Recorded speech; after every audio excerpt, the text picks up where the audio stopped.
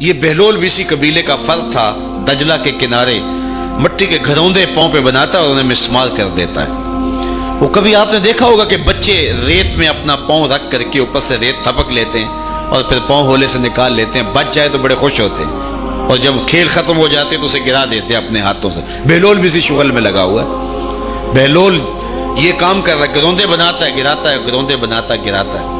بادشاہ گزرا، پوچھا بہلول کیا کر رہے ہو؟ ہنس کے کہا جنت کے مکان بنا رہا ہوں۔ کہا بیچتے ہو؟ ہاں بیچتا ہوں۔ کتنے کا؟ 10 روپے کا، سیل لگائی ہوئی ہے۔ بادشاہ مسکرا کے گزر گیا، دیوانہ ہے، مجنوں ہے، اپنی موج میں لگا ہے۔ پیچھے سے ملکہ زبیدہ بھی آ رہی تھی، اس نے بھی دیکھا، کہا بہلول کیا کر رہے ہو؟ کہا جنت کے مکان بنا رہا ہوں۔ کہا بیچتے ہو؟ ہاں 10 روپے کا بیچتا ہوں۔ 10 روپے بادشاہوں کے لیے کیا ہوتے ہیں؟ 10 درہم نکالے، اس کو دیا، اس نے دریائے دجلہ میں پھینک دیا۔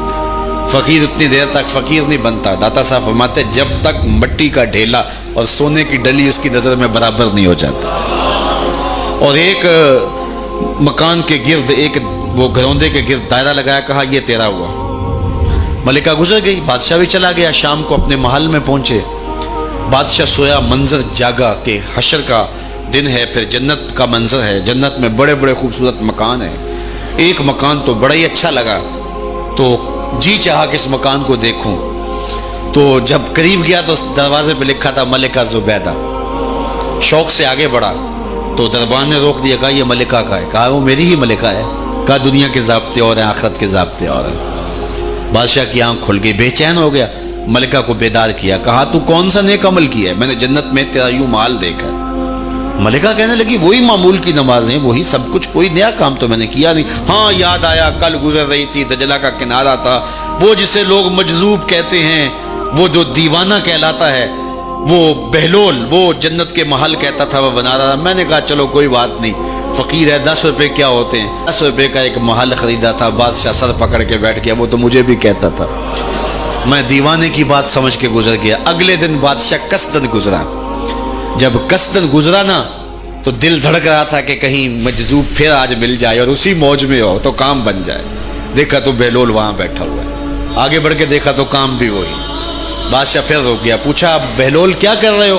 اب دل دھڑک رہا تھا کہ مجذوب ہے، کوئی اور بات کہہ دے تو چلو اچھا ہو کہ وہی جواب دے دے۔ اس نے وہی جواب دیا، جنت کے محل بنا رہا ہوں۔ بادشاہ کا کچھ دل ٹھہرا، پھر کہا اچھا بیچتے بھی ہو؟ ہاں ہاں بیچنے کے لیے بنا رہا ہوں۔ بادشاہ ادھر جیب میں ہاتھ ڈال رہا ہے اور ادھر پوچھ رہا ہے کتنے کا؟ کہا آدھی حکومت لگے گی۔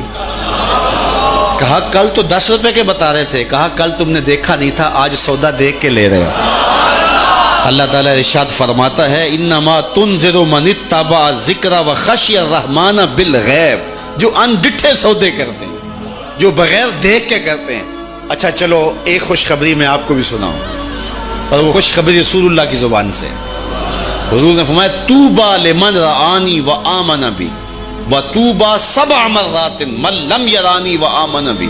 فرمایا صحابہ تمہیں مبارک ہو ایمان کی کہ تم نے مجھے دیکھا اور میرے اوپر ایمان لائے، اور کہا انہیں 7 مبارکیں ہوں جنہوں نے مجھے دیکھا بھی نہیں ہوگا اور پھر بھی ایمان لائیں گے۔ انما تنذر من اتبع ذکر وخشی الرحمن بالغیب فبشرہ بمغفرۃ واجر کریم۔ ان کو بشارت دے دیجئے بڑی عزت والے اجر کی اور خوشخبری بھی۔ تو جس اجر کو میرا رب بھی کریم کہہ رہا ہے وہ اجر کیسا ہوگا؟